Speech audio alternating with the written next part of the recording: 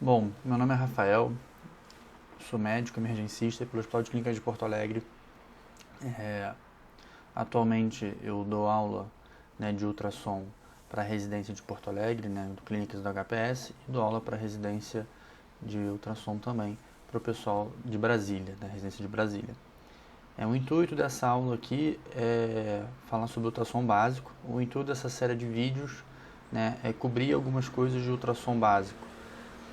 A gente tem uma carência de literatura em português, de aulas em português, então a intenção é realmente fazer algo em português para que as pessoas possam aprender o básico de ultrassom e disseminar esse conteúdo, disseminar o ultrassom à beira do leito, o Point of Care Ultrasound, que é o POCUS. Hoje é uma ferramenta indispensável para quem trabalha com pacientes críticos, para quem está em emergência, para quem está em UTI, em pré-hospitalar, para fazer procedimentos.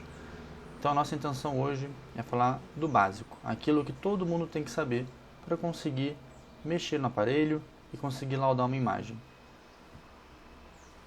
Nossa primeira etapa da aula vai falar sobre botologia, né? Como é que a gente mexe na máquina. O ultrassom, independentemente da marca que for, né? Se é Philips, se é Sonosite, se é, enfim, qualquer marca, se é Butterfly, se é Cosmos, eles são igual ao controle. O controle da televisão, independentemente da marca, eles têm os mesmos botões: volume, canal, home, mutar, enfim, todos eles vão ter os botões muito similares. O que vai fazer diferença é a ordem e às vezes algum nome de algum botão, mas que a função no geral é muito parecida ou a mesma. Então, quando a gente pega o aparelho de ultrassom, esse aqui é um Sonosite, né, um aparelho moderno, um aparelho excelente. A gente tem aqui o botão de ligar e desligar. Aqui a gente tem os botões que mudam as funções na tela. Então, na tela do ultrassom tem algumas funções que a gente pode ligar e desligar, e esses botões aqui fazem essa função. Tem um teclado padrão, a gente tem um trackpad, como se fosse o mouse, tá? Aqui a gente tem a criação, né, de um login, né, de uma espécie de um arquivo para um paciente em específico. Então, eu quero lá fazer o exame do Rafael. Paciente Rafael, eu coloco lá as informações dele, data de nascimento, eu coloco a idade, eu posso colocar qual a indicação do exame, eu posso colocar o número de atendimento, o registro dele, o prontuário dele. O exame é o preset do exame, então o aparelho ele tem algumas características automáticas salva dentro dele para melhorar a resolução, a qualidade da imagem de alguns exames. Então eu tenho preset cardíaco, preset pulmonar, preset abdominal, preset vascular, enfim, uma variedade de presets. O review, né, é a possibilidade de eu revisar as imagens que eu salvei. Então, por exemplo, eu fiz o exame do paciente Rafael e eu quero mostrar ele para o meu contratado, eu quero mostrar ele para o meu colega para tirar uma dúvida. Eu posso usar o botão Review para revisar essas imagens. Tá? O Report e o Setup são dois botões que a gente não costuma usar tanto, mais de configuração de aparelho, mas em alguns momentos a gente tem que usar. Aqui do lado esquerdo do aparelho a gente tem o TGC, né, que é o Time Gain Compensation. O que é isso? Em maneira popular falar, a gente está ajustando o brilho da imagem. Tá? O termo certo é o ganho, mas a gente está ajustando o brilho. O que é isso? Eu posso dividir minha tela do ultrassom em várias camadas. Essa divisão em camadas, ela me possibilita ajustar o ganho, né, em diferentes áreas do ultrassom. O TGC, né, é isso, é divisão em camadas e eu ajusto o ganho por camadas. Alguns aparelhos têm a divisão em TGC de 8 camadas. Outros aparelhos, como o Sonosite, os Point of Care, às vezes têm 2, 3 camadas só. No caso desse aparelho aqui, ele tem 2, 3 camadas, né? Perto, distante e o ganho geral, tá? E aqui embaixo tem o automático, que é o aparelho, ele vai e ele gera um ganho automático ali, né? O padrão dele, pronto, tá? Aqui eu tenho profundidade, tá? Né? A profundidade eu posso diminuir a profundidade, ou seja, eu posso deixar meu exame, né, com uma menor profundidade ou maior profundidade. Então, por exemplo, se eu quero ver um vaso, minha profundidade vai ser menor. Se eu quero ver um fígado, uma aorta, a profundidade vai ter que ser maior. Aqui embaixo essa lupinha é o zoom, então eu posso colocar um zoom, né, aonde eu quero na imagem. Então, eu quero ver se tem uma trombose aqui, eu clico lá e vejo se tem uma trombose. Eu quero ver se tem, enfim, alguma outra alteração, eu posso dar o zoom ali na imagem. Aqui eu tenho, né, o caliper, que é uma régua, tá? Nada mais é que eu clico nele, ele vai abrir uma régua. Essa régua eu mexo no trackpad e clico para ver aonde que ela vai parar. Calculadora, né? Eu trago a calculadora, então, por exemplo, eu quero fazer um cálculo de VTI, um cálculo de TAPS, que são funções mais elaboradas, e a gente usa a calculadora. No ultrassom à beira do leito básico, né, de maneira geral, FAST, ultrassom pulmonar, aorta, TVP, a gente dificilmente vai usar calculadora. Então, a gente não precisa ficar atucanado com essas calculadoras logo no início, não precisa ficar preocupado com isso. O freeze é congelar a imagem, então, por exemplo, o meu colega está lá fazendo o exame e ele achou uma imagem interessante. E ele quer ver o que é isso. Ele aperta freeze, a imagem fica congelada, ele não tem mais a obrigação de ficar segurando o ultrassom no corpo do paciente. A gente tem aqui, né, o clipe. O que é o clipe? O clipe nada mais é do que salvar um vídeo do exame que você fez. Alguns aparelhos são programados para salvar 6 segundos antes, outros 6 segundos depois, ou você pode mudar isso no setup do aparelho. Tá? Isso normalmente pré-programado é 6 segundos antes. Então, se eu cliquei clipe, ele vai salvar um vídeo anterior aos 6 segundos que eu apertei o botão. Em alguns aparelhos eu posso mudar isso. O save, eu salvo esse clipe que eu fiz, tá? E aí, se ele tiver ele vai salvar no último paciente registrado. O print, né, é imprimir algumas imagens. A gente no ultrassom à beira do leito dificilmente faz isso, se a gente imprime alguma coisa, tá? É uma discussão se a gente deveria imprimir, enfim, mas aí é outro assunto, mas a gente simplesmente imprime, tá? Aqui do lado direito a gente tem os modos, né? E os modos do ultrassom básico são basicamente 4 modos, tá? Então a gente tem o modo M, que é o modo motion, né? Modo de movimento, né? Mobilidade. O Doppler é o Doppler do ultrassom, a gente vai ter uma aula para discutir isso mais lá na frente. O Color é um tipo de Doppler, né? Aquele que a gente vê azul, vermelho, a gente pode trocar esse para vermelho, os tons de vermelhos, enfim. É outra discussão. E o modo 2D, que é o modo clássico do ultrassom, né? Em alguns aparelhos é chamado de modo B, né? O modo Bright, de brilho. Enfim, é outra nomenclatura. E aí, né, a gente fala de ultrassom, a gente tem que saber que a gente tem alguns transdutores, né? Normalmente a gente tem 4 transdutores, a gente usa 3, né? Transdutores, tem os pediátricos também, que são uma exceção à regra, mas de maneira geral a gente tem 4, que são o ginecológico, o curvilíneo, o linear e o cardíaco, mas o ginecológico a gente usa muito pouco no ultrassom à beira do leito, tem indicações muito restritas dele. A gente vai sempre discutir mais os 3 principais, que são o linear, que é esse, ele tem, né, o footprint, né, ou seja, a saída é linear, é um retângulo, né, e esse retângulo aqui, ele vai gerar uma imagem retangular. Já no outro transdutor, que é o curvilíneo, ele tem uma profundidade, né, ele consegue captar imagens mais profundas. E isso graças à frequência dele. Se eu tenho uma frequência menor, eu gero uma profundidade maior, e isso me traz uma imagem com uma qualidade um pouco pior também.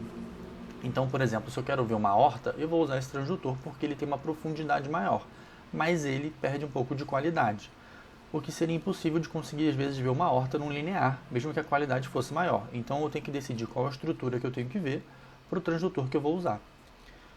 E aqui, né, ele tem essa saída aqui como se fosse um C, né? Então toda a minha imagem vai ter esse C na base. O próximo transdutor que a gente discute é o transdutor, né, setorial, cardíaco, phased, enfim, vários nomes, mas para a mesma coisa. Esse transdutor, ele, apesar de ele ter uma saída mais quadrada, aqui, né, o footprint mais quadrado, ele gera imagens em formato de pizza, tá? Porque a maioria dos cristais estão concentrados bem aqui no meio. E essa formatação dele quadrada me permite que eu coloque ele entre as costelas. E isso facilita muito a geração de imagem cardíaca. Ele, apesar de ser mais focado para a imagem cardíaca, eu consigo realizar vários exames com ele. Então eu consigo fazer exame pulmonar, eu consigo fazer exame da aorta, tá? Exame de vaso, dá para fazer. Não é o ideal, tá? O ideal é a gente sempre tentar usar o melhor transdutor para a estrutura que a gente está tentando ver. Mas é uma possibilidade a gente usar o cardíaco para fazer outros estudos, tá? Bom, manipulação. Quando a gente está na emergência, né, uma parte fundamental da medicina de emergência é a comunicação, né? E a gente fala da comunicação em alça fechada, da comunicação clara, objetiva, direta, dos níveis hierárquicos de comunicação. No ultrassom é a mesma coisa. A gente, no Brasil, a gente tem muito pouca gente que sabe fazer ultrassom de maneira adequada. Então, eu preciso me comunicar de maneira clara para que todo mundo consiga entender o que eu estou querendo dizer com as minhas imagens. E é fundamental, né, eu entender os movimentos que eu tenho que fazer quando eu estou ajudando, ensinando alguém, quando eu estou mostrando para alguém o que tem que ser feito. A gente tem alguns movimentos básicos do ultrassom, que é o rocking, né, o rocking. A gente tem o movimento de tilting, né, que é o movimento de virar do ultrassom. A gente tem o movimento de rotação do ultrassom. Tá? Esses são os 3 principais movimentos. E aqui tem uma imagem esquemática, né, dos movimentos. Então a gente tem o movimento de slide, que é o movimento natural de busca. A gente tem movimento de tilting, né, ou fanning, que é um movimento que a gente está no mesmo eixo, a gente roda para frente e para trás, né, anterior-posterior. A gente tem movimento de rotação, que é transformar algo que está no eixo transversal para longitudinal, ou vice-versa. Tá? A gente tem movimento de rocking, né, que é movimento lateral-lateral, tá, na mesma estrutura. E a gente tem movimento de compressão, que é o movimento mais utilizado para ver vaso, né, principalmente TVP. Tá? Esses são os movimentos básicos. Né? O sliding up, down, sliding left, right, né, esquerda, direita, ele é um movimento muito tranquilo na comunicação, não tem nenhum problema. Né? O movimento de rotação também é um movimento bem fácil de entender, né? Gira transversal para longitudinal ou vice-versa. O movimento de fanning, o tilting, ele é um pouco mais complicado, né, da gente comunicar com as pessoas, para as pessoas entenderem o que a gente está querendo dizer. A gente está querendo dizer nada mais uma varredura. Né? Eu não vou estar no mesmo ponto, eu vou querer fazer uma varredura. Né? Então, essa varredura vai fazer com que eu consiga observar todo um órgão na mesma posição. Né? Isso é muito importante no FAST, por exemplo. O movimento de rock é um movimento que a gente utiliza bem menos, né, para ver algumas estruturas. Tá? Mas é um movimento que a gente usa, né, de compressão lateral para tentar ver algum vaso, ver algum hematoma, algum abscesso, alguma coisa assim. Tá? O ajuste, né? É fundamental a gente saber ajustar a imagem que a gente está vendo, porque no final de contas, se a gente ajusta muito mal, a gente perde qualidade da imagem. Se a gente perde qualidade da imagem, a gente não consegue dar o melhor laudo possível para ela. E quando a gente fala, né, de ultrassom, a gente tem que lembrar como se fosse a luz. Né? São princípios completamente diferentes, mas eles têm uma semelhança muito importante. No mar, né, quanto mais profundo é, mais escuro fica. No ultrassom a mesma coisa. Quanto mais profundo é, menor minhas ondas ultrassonográficas vão chegar nas estruturas desejadas, né, e a qualidade vai ser pior lá embaixo. Eu vou ter mais dificuldade de ver estruturas profundas. E é por isso que é importante eu escolher adequadamente o probe que eu quero usar. Tá? Então aqui fica uma imagem, né, de eu estou aumentando a profundidade e o meu brilho, né, o meu ganho, ele está muito grande aqui embaixo. Isso aqui não existe de maneira natural. O que o aparelho faz? O aparelho, ele automaticamente, ele detecta que eu estou ali com pouco ganho, detecta que a imagem está muito escurecida, e ele aumenta o ganho de maneira automática. E isso é uma coisa que, quando a gente está no início, a gente acha ótimo. Mas, na verdade, o meu ganho ele tem que ser uniforme por toda a imagem. Eu não posso ter um ganho muito aumentado sem uma estrutura que justifique isso. Se eu tivesse aqui, por exemplo, um cálculo, uma vesícula, né, cheio de cálculo, e aí ela aumentasse o ganho na área do cálculo, perfeito, era entendível, porque isso é uma estrutura hipercogênica que vai gerar depois, né, uma sombra acústica. Mas nesse momento agora, eu não tenho nenhuma estrutura que justifique isso aqui. Isso aqui é um erro do aparelho tentando compensar uma deficiência dele mesmo. Então a gente tem que ajustar a imagem disso, né? Ajustar essa imagem botando um ganho todo de maneira mais uniforme. Tá? Outra questão muito importante no ajuste é sempre a profundidade. Aqui a gente tem um coração, né, uma janela com probe cardíaco, a gente vê, né, que sai em formato de pizza. Isso aqui é uma janela apical 4 câmaras e a gente vê que a minha imagem do coração, que a imagem que de fato eu quero ver, ela está basicamente aí nos 2/3 aí finais, né, 2/3 iniciais da minha imagem. E eu tenho 1/3 aqui, né, mostrado por essa linha vermelha, que não está mostrando nada. E o que isso é ruim? Né? É ruim porque eu vejo uma imagem desejada em menor escala, né, um tamanho menor, e é o seguinte, se eu tenho o meu ultrassom ele tem que chegar a profundidades maiores, essas profundidades maiores que ele precisa chegar, eu vou ter a mesma quantidade de ondas ultrassonográficas. Essas ondas elas vão ter um espalhamento maior. Então, conforme eu vou diminuindo a minha profundidade, eu consigo, né, gerar uma imagem de maior qualidade, maior resolução.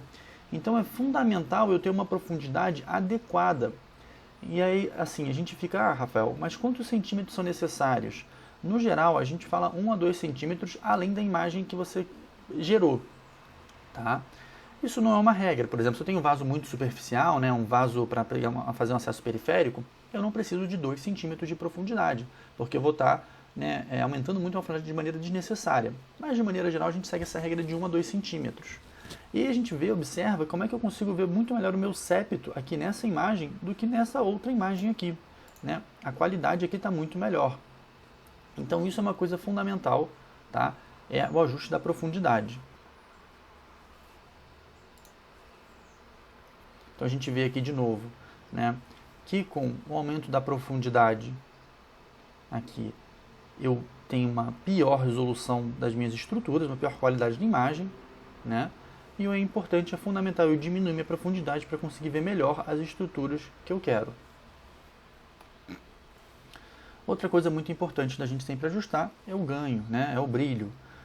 Aqui eu tenho uma estrutura com um ganho muito pequeno, né? Um ganho mínimo, quase zero. Aqui eu tenho uma estrutura com ganho, a mesma imagem, com ganho muito exacerbado. Eu vejo estruturas como fáscia muscular, né? Parede posterior do vaso, parede anterior do vaso, gerando um brilho desnecessário. Elas são estruturas mais hiperecogênicas, mas não são estruturas, né, como se fosse um osso, por exemplo. Então, assim, apesar de elas terem uma hiperecogenicidade maior do que o vaso, do que o músculo, não é para ter esse brilho dessa forma. Uma imagem mais adequada estaria assim, nessa, né, com esse ganho, com esse ajuste. Então, a gente vê a face um pouco mais, né, hiperecogênica em relação às estruturas adjacentes, mas ela de maneira nenhuma está igual a outra imagem. Tá? Então, o ganho adequado também é fundamental para identificar as estruturas de maneira adequada.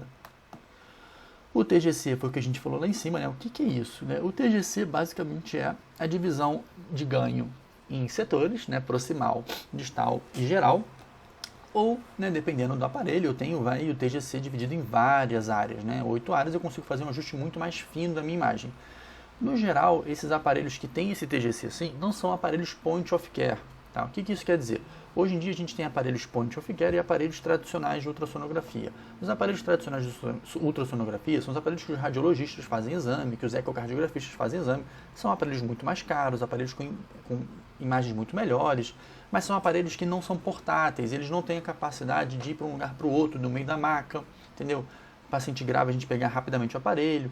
Então, são aparelhos muito mais completos, mas mais trabalhosos de se mexer. Né? Já os aparelhos point of care são aparelhos mais básicos, mas são aparelhos que atendem muito bem a função que é do responder perguntas rápidas de maneira efetiva, né? Os são os preceitos do ultrassom à beira do leito.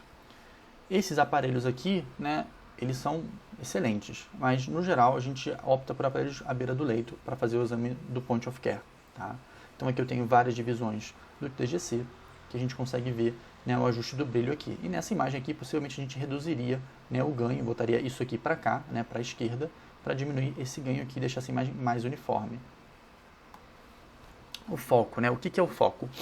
Quando a gente fala em foco de ultrassom, a gente está falando como se fosse o óculos, né? Então é aquela área, aquele ponto específico que eu vou querer melhorar minha resolução para tirar minha dúvida ou para visualizar melhor a minha estrutura desejada.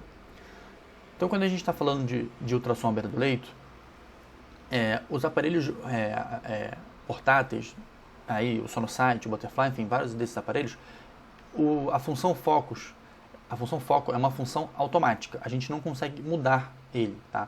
Já nos aparelhos, né, ecocardiográficos, radiologistas, aparelhos maiores ou mais antigos, a gente consegue mudar o foco.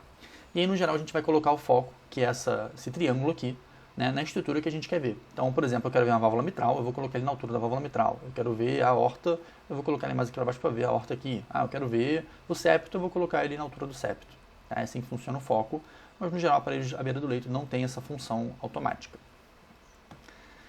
Isso é uma coisa, né, fundamental. Como é que eu seguro no meu transdutor? Como é que eu pego no meu transdutor? Isso a gente vê as pessoas segurando das formas mais engraçadas de todas. Assim, comecem a reparar nisso. É muito engraçado que as pessoas pegam em formas desconfortáveis que vão dificultar.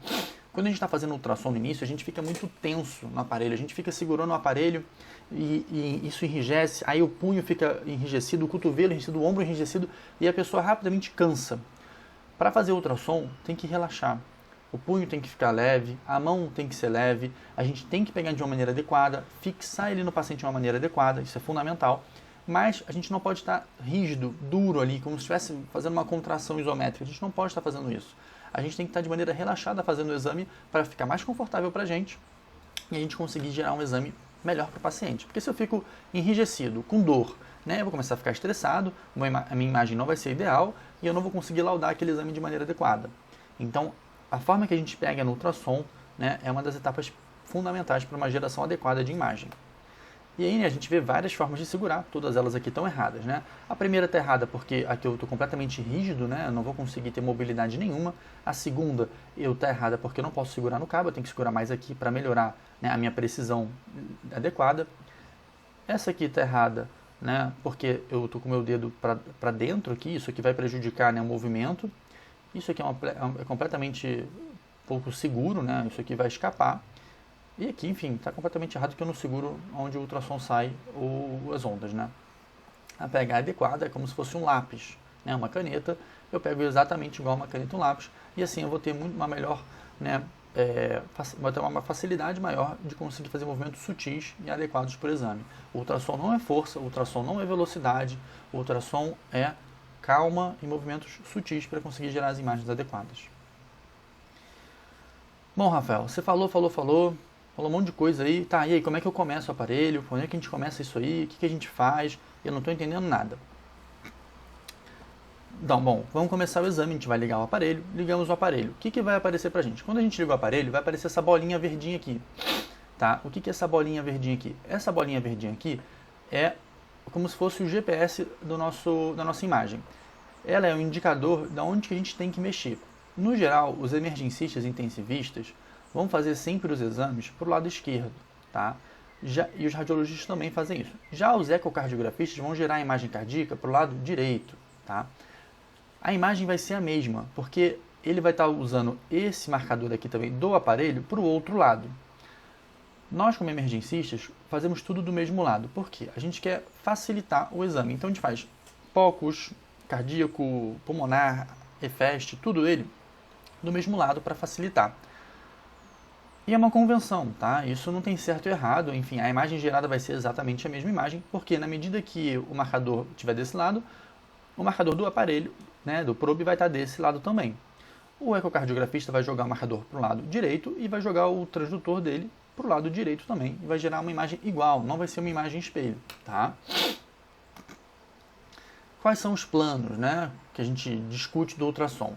A gente discute principalmente dois planos, tá? O plano longitudinal e o plano transversal. Quando a gente fala em longitudinal, a gente lembra sempre da veia, né? Da gente ver a veia na sua distância inteira, né? No seu eixo longitudinal inteiro. Mas a gente vê também eixo longitudinal em outras estruturas, como por exemplo o coração. Isso aqui é uma janela longitudinal do coração. Eu estou cortando o coração que está assim, eu estou cortando ele assim. Então é uma janela longitudinal. Aqui, né, eu estou vendo o coração, eu estou cortando o coração nesse sentido. Então é uma janela transversal do coração. Então aqui ventrículo direito, septo interventricular, ventrículo esquerdo. Tá? Aqui o septo, aqui o ventrículo esquerdo e aqui o ventrículo direito. Tá bom? Então são as duas, né, os dois planos que a gente mais usa. Existem outros planos, como o plano oblíquo, por exemplo, né, usado para punção de venosa central, mas no geral a gente usa essas duas terminologias. Tá? E os botões, né, Rafael? Você falou lá dos botões de início, quais que importam? Então assim, todos eles vão importar em algum sentido, mas se eu quero fazer um ultrassom rápido, estou começando agora, o que eu vou fazer? Eu vou usar o botão de power, vou ligar o aparelho, vou usar ganho automático, ganho ajustado, profundidade, salvar a imagem e vou clipar a imagem, né? Frisar, vou congelar a imagem, vou clipar a imagem e usar os modos aqui, no geral o modo B, tá? Modo 2D, que é o modo básico. Esses são os botões que importam para quem está começando agora. Os outros botões são fundamentais também, né? Mas para fazer o primeiro exame não são necessários, não são extremamente necessários, né? Eles precisam ser usados, mas para começar a primeira vez, vai tocar no aparelho, eles não são usados, tá? Liguei agora, como é que a gente começa isso aí, né? Quando a gente usa o aparelho de ultrassom, a gente tem que tentar entender quais são os modos de ultrassom, né? Quais são os modos que o aparelho vai gerar a imagem para a gente. Esse modo aqui é o modo 2D, né? Ou modo B, dependendo da marca. No Sonosite é o modo 2D, no aparelho da Philips vai ser o modo B. Tá? Então aqui é uma janela pulmonar, né? Eu tenho aqui a pleura, as linhas pleurais. Tá? Isso aqui é o modo 2D. Esse modo aqui é o modo M. O que é o modo M? O modo M é o modo de movimento. Tá? Ele é um pouco difícil de explicar e de entender, mas é o seguinte. Essa linha aqui, quando eu clico lá no aparelho modo M, vai aparecer essa linha para mim. Essa linha para mim, eu posso mudar ela a direção que eu quiser. Mas eu vou deixá-la aqui no meio, no geral. E aí essa linha aqui, é como se, por exemplo, o meu ultrassom, ele fosse pegar as imagens que são geradas só nessa linha, a cada 1 milissegundo, tá? E aí, 1 milissegundo ele gerou uma imagem. O milissegundo seguinte, outra imagem. E ele vai colocando isso lado a lado. Então, 1 milissegundo, 2, 3, 4, 5, 6, e aí por diante, até gerar milhares de imagens. E aí, isso aqui que me gera. Esse aqui é o que vai me gerar quando eu clico de novo no modo M. Então, cliquei uma vez, vai aparecer a linha. Clico a segunda vez, vai aparecer isso aqui. Tá? Uma estrutura assim. Isso aqui, né, é o sinal da praia, que a gente chama, que é um movimento pleural normal. Então, aqui eu tenho, né, 1 milissegundo aqui, do outro lado 1 milissegundo, 1 milissegundo, 1 milissegundo, 1 milissegundo. Eu não consigo ver diferença, porque são muito próximos. Mas é como se o meu ultrassom só jogasse nessa linha verde as ondas ultrassonográficas. Ele parasse de ver todo o resto, ele só vê o que eu quero exatamente ver naquela linha. E aqui é a mesma coisa, mas eu não tenho deslizamento peroral, então eu formo o sinal do código de barra. E aqui uma outra imagem para mostrar para vocês, que é a mesma estrutura. A diferença é que aqui eu tenho vários milissegundos, né, um do lado do outro colados. Aqui é 1 milissegundo único, né, de uma estrutura. Então aqui eu tenho tecido subcutâneo, que é equivalente à mesma coisa, o músculo a mesma coisa, a linha pleural aqui é a mesma coisa. Né? Só que aqui eu vejo um movimento, eu sei que a cada 1 milissegundo eu estou tendo algum tipo de movimento, tá? E aqui eu não vejo movimento. Essa é a diferença. É um modo extremamente útil para ver tamanhos, ver função de algumas coisas. É um modo fundamental para ser compreendido no ultrassom à beira do leito. Tá? A física. Bom, aí a gente entra na parte muito complexa, né, do ultrassom, que física é extremamente difícil. Né? Como é que a gente vai entender a física do ultrassom? É uma coisa muito difícil de entender. Só que, graças a Deus, a gente não precisa saber isso tudo. O que a gente precisa saber é que o ultrassom é exatamente igual ao morcego. O que é isso? O ultrassom ele vai jogar a onda ultrassonográfica, ela vai bater numa estrutura e vai voltar para a gente, e o computador vai gerar uma imagem para a gente. É igual o morcego. O morcego vai, joga a onda dele, bateu numa árvore e volta para ele. Ele tem a capacidade de entender o quão distante está aquela árvore. Então o ultrassom nada mais é que um morcego, né, jogando direto ali as ondas ultrassonográficas e gerando imagens para a gente. Tá? É isso que a gente precisa saber. E aí, outra parte da física que a gente chegou a discutir um pouco lá em cima, né, é a questão da frequência e da profundidade da resolução. Então, quanto maior a minha frequência, menor é a minha capacidade de penetração das ondas, mas melhor é a minha resolução. Quanto menor a minha frequência, maior é a minha profundidade, né, menor a minha resolução. Tá? Então, isso é fundamental para eu tentar entender a estrutura que eu vou querer ver. Então, se eu quero ver uma aorta, eu não vou escolher o linear. Né? Se eu quero ver um vaso, eu não vou escolher, né, o curvilíneo, eu vou escolher o linear. Tá? Então, isso é uma coisa que a gente tem que entender para gerar uma imagem melhor para o nosso paciente. Nomenclatura, né, os cóicos, o que é isso? Quando a gente fala de ultrassom, a gente tem que tentar entender, né, como é que uma estrutura se comporta em relação à outra. Então, a gente usa, né, o nome hiperecóico, uma estrutura que ela basicamente fica branca na imagem. Tá? O isoecóico é uma estrutura que a gente não consegue diferenciar do restante. O hipocóico é uma estrutura que é um pouco mais escura, né, mas ela não é tão escura. E o anecóico é completamente preto. Né? O anecóico, no geral, são os vasos. Os hiperecóicos, no geral, vão ser os ossos, né, os cálculos vão ser hiperecóicos. E uma estrutura pode ser hiperecóica, ou isoecóica, ou hipocóica, anecóica, em relação a outra também. Tá? Artefatos. Isso aqui é fundamental que a gente saiba, pelo menos, o básico dos artefatos. Quando a gente está falando de artefato, a gente está falando, né, de defeitos da imagem. Esses defeitos da imagem, eles vão gerar problemas que a gente tem que entender se são problemas de fato patológicos do doente ou se são problemas de geração da imagem do aparelho ou de problemas nossos, né, em adquirir a imagem. E alguns artefatos fazem parte da interpretação dos exames. Então, por exemplo, o ultrassom pulmonar ele é baseado em artefatos, né, e é por isso que ele é genial. Tá? Aqui a gente vê um artefato, que é o artefato de borda. Esse artefato aqui ele é muito comum em vasos. Por quê?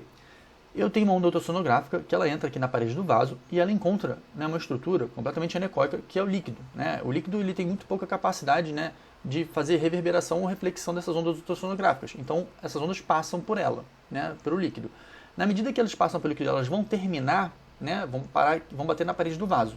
A parede do vaso já é uma estrutura que consegue refletir mais ou causar um espalhamento maior dessas ondas ultrassonográficas. Quando a onda ultrassonográfica vai chegar aqui na parede do vaso, ela, ao invés de bater aqui, né, e voltar pela tangente, o ângulo que ela está aqui, ela vai bater e ela vai fazer um espalhamento. Ela vai girar para um lado de cá, para um lado de cá, para um lado de cá. Ela não vai seguir reta.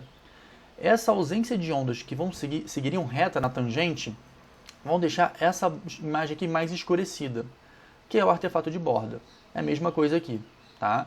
Então, é a diferença, né, da impedância do material, a diferença da densidade do tecido, né, ali, vai me gerar um espalhamento associado ao ângulo de saída dessa onda ultrassonográfica.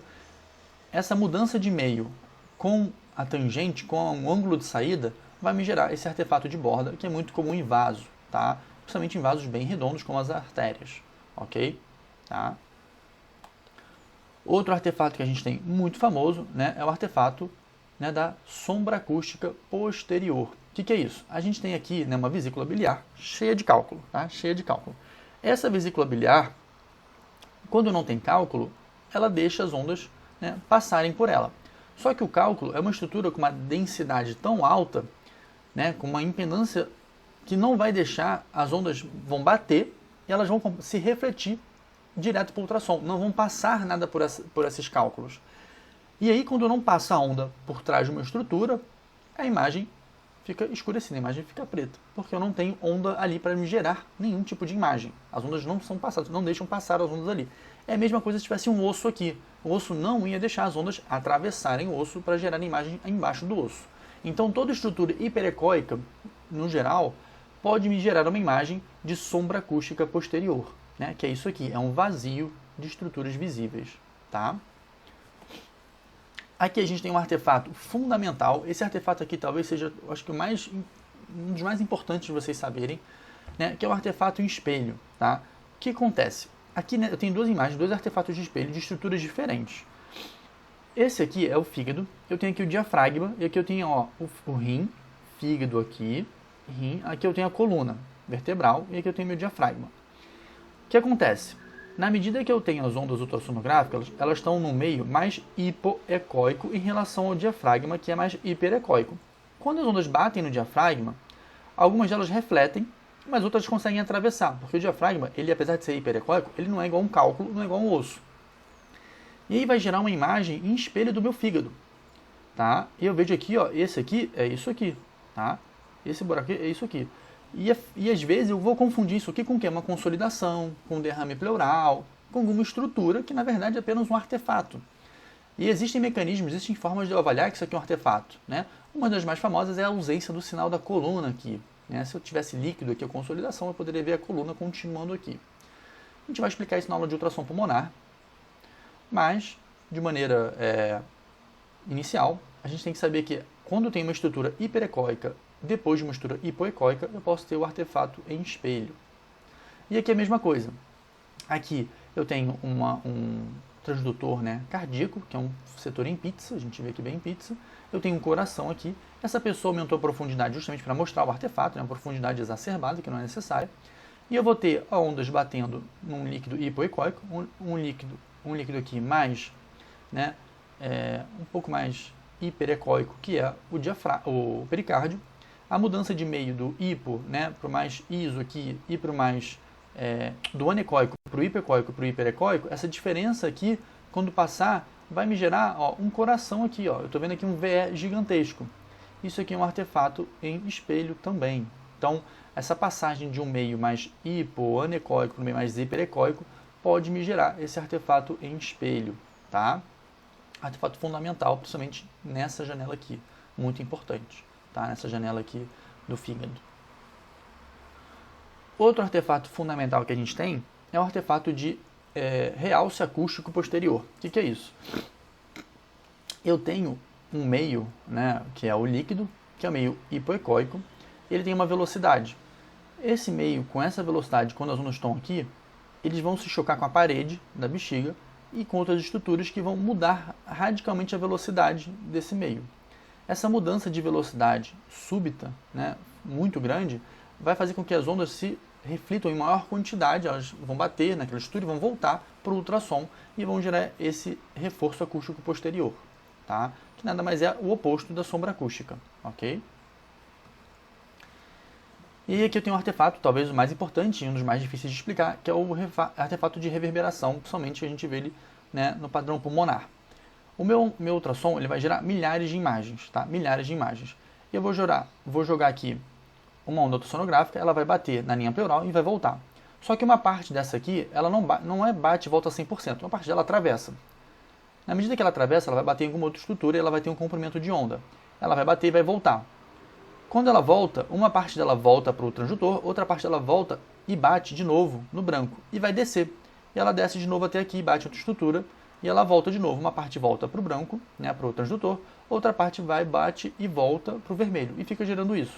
Então eu tenho várias linhas equidistantes umas das outras, né, que é pelo, basicamente, a reverberação e a reflexão total dessas ondas. Então, algumas ondas vão reverberar, outras vão refletir, e isso vai gerar um processo, né, de milhares e milhares de ondas. Essas milhares e milhares de ondas vão se chocar uma com a outra, vão se chocar com várias estruturas, e isso vai me gerar linhas equidistantes umas das outras, que é o artefato de reverberação das linhas A. Tá? Aqui eu tenho outro artefato, que é o artefato das linhas B. É um artefato que a gente ainda tem uma discussão na literatura qual é a exata fisiopatologia delas. Acredita-se, no geral, que é um edema alveolar, um preenchimento alveolar que me gera essas linhas B. Tá? Mas a gente não tem nada definido. Né? O Daniel Lichtenstein, que é o pai do ultrassom pulmonar, ele mesmo, né, discute que não existe uma definição formal do que exatamente é a linha B, mas que a gente acredita que seja um preenchimento, um edema alveolar de causas múltiplas. Então, água, toxinas, pus, secreção, enfim, um monte de coisa pode dar linha B. Né? Ela não é patognomônica de nada, ela é só um sinal de que existe um preenchimento alveolar ali naquela região. Tá? Outro artefato muito comum, né, o artefato em cometa. Esse artefato pode ser visto em algumas estruturas, e a principal delas que a gente vai usar na nossa prática clínica é a questão de ver o acesso, né, fazendo a ponta da agulha. A gente vai ver esse artefato aqui, essa sombrinha aqui embaixo, que é o artefato em cometa. Tá? A gente pode ver artefato em cometa também, por exemplo, na pleura, em algumas situações. Mas o artefato em cometa a gente vê também em punções venosas, tá? Que é essa sombrinha aqui embaixo do meu vaso. É importante entender isso porque a ponta do meu vaso está aqui, ela não está aqui embaixo, ela está aqui na parte inicial. Tá? Aqui eu tenho um artefato, né, difícil de visualizar, difícil de entender, mas é um artefato bem comum. A gente se deparar, a gente não costuma perceber ele, a gente costuma parar para vê-lo, porque ele não vai mudar muita coisa, mas ele existe. Então aqui eu tenho um coração, uma janela paraesternal longa, né? Essa janela, que acontece nesse artefato? Eu tenho aqui um átrio, tá? Na medida que meu coração ele bate, ele sobe e desce, né? E ele sobe e desce pela contração normal dele. Essa subida e descida, quando eu estou com o transdutor, o meu transdutor não vai pegar uma imagem estática, ele vai pegar uma imagem que sobe, que está mexendo para cima e para baixo. E aí, uma hora o ultrassom vai bater aqui em cima, outra hora o ultrassom vai bater aqui embaixo. E vai refletir em cima e vai refletir embaixo. E isso vai me gerar uma imagem, né, adicional ali, como se fosse um lobo, né, que é o artefato do lobo lateral, né, que é esse artefato aqui, como se tivesse uma estrutura aqui que na verdade não existe. Ela só é um artefato porque o meu coração sobe e desce no movimento. Tá? Então assim, essa era a aula inicial de ultrassom básico. Existem vários sites, várias fontes que eu acho que vocês têm que consultar. Né? Tem alguns livros, né? O mais famoso é do Mind Matter, né? Do ultrassom. Mas eu gosto muito de alguns sites, e os três principais, na verdade, é o Core Ultrasound, do Jacob Avila, né? Ele é um dos caras que eu mais vejo, um dos caras que sabe muito de ultrassom. Muitas coisas aqui ele fala, então se vocês tiverem inglês muito bom, vocês podem ir direto assistir o vídeo deles, que é fundamental. Tem o POCUS 101, POCUS 101, que é um site de POCUS que tem texto corrido, e tem imagem, tem GIF, site excelente também, muito bom, vale a pena ver. E um dos sites mais importantes, mais legais, é o POCUS Atlas, né, que é um atlas, uma enciclopédia de imagens ultrassonográficas com descrição do caso, o que aconteceu, qual que é aquela imagem, é dividido por categorias, é um site excelente também. Então esses três sites, o Core Ultrasound, o POCUS 101 e o POCUS Atlas, são fundamentais para quem quer mexer com ultrassom, quem quer ver com ultrassom. Vocês têm que conhecer, vocês têm que ver. Né? O Core Ultrasound do Jacob Avila é sensacional. Então vocês têm que ver esses três sites. Eu vou deixar o link aí embaixo, na descrição, ver se eu consigo deixar. Mas eles são fundamentais para vocês verem. Tá bom, gente? É isso, muito obrigado. Tá? Qualquer coisa vocês podem deixar nos comentários, mandar mensagem, alguma coisa assim, vocês fiquem à vontade. E vai ter um segmento aí com outras aulas. Tá bom? Muito obrigado, tchau, tchau.